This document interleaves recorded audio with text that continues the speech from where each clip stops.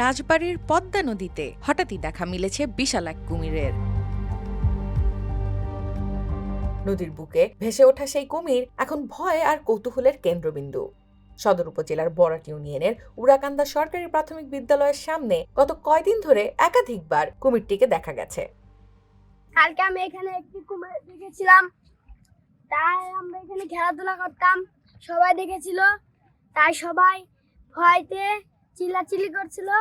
তারপরে এখানে সবাই এসেছিল দেখার জন্য, আমরা কাছে এসেছিলাম, পানিতে ডুব দিয়ে চলে গেছিল।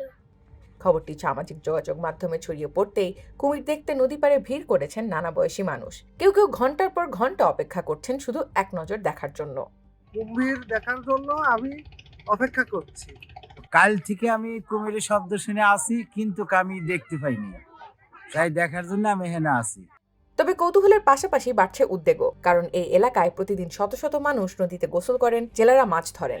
হঠাৎ কুমিরের উপস্থিতিতে এখন কেউই নদীতে নামার সাহস পাচ্ছেন না।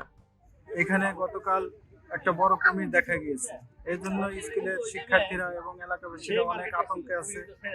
গতকাল আমিও দেখেছি কুমিরটি দেখতে অনেক বড় আকারের। এলাকাবাসী অনেক ভয়ে আছে, এই জন্য প্রশাসনের দৃষ্টি আকর্ষণ করছি। আসলে প্রশাসন যদি একটা ব্যবস্থা নেয়, এলাকাবাসী এই ভয় থেকে মুক্তি হতে পারে। এদিকে পরিস্থিতি সামাল দিতে স্থানীয় প্রশাসনের উদ্যোগে নদী পাড়ে টানানো হয়েছে সতর্কতামূলক নির্দেশনা। জেলা শহর জুড়ে মাইকিং করে নদীতে নামা, সাঁতার কাটা কিংবা গবাদি পশু গোসল করানো থেকে বিরত থাকতে বলা হচ্ছে সবাইকে।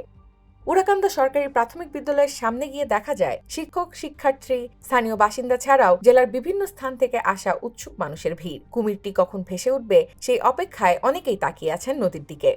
কুমির দেখার জন্য আসছি, কুমির ভাসে উঠতেছে, সারা রাজবাড়ী আলোড়ন সৃষ্টি হয়ে গেছে। তো আমি দেখার জন্য আসলাম, আমি অপেক্ষা করতেছি কোন সময় কুমির উঠবে, তখন আমি একটু দেখবো। স্থানীয়দের ভাষ্য অনুযায়ী দিনের বিভিন্ন সময়ে কুমিরটিকে ভেসে উঠতে দেখা গেছে। আমি কালকে 3টের সময় এখানে দাঁড়িয়েছিলাম, এসে তারপর হঠাৎ করে দেখে একটা কুমির ভেসে উঠেছে, বিশাল বড় কুমির।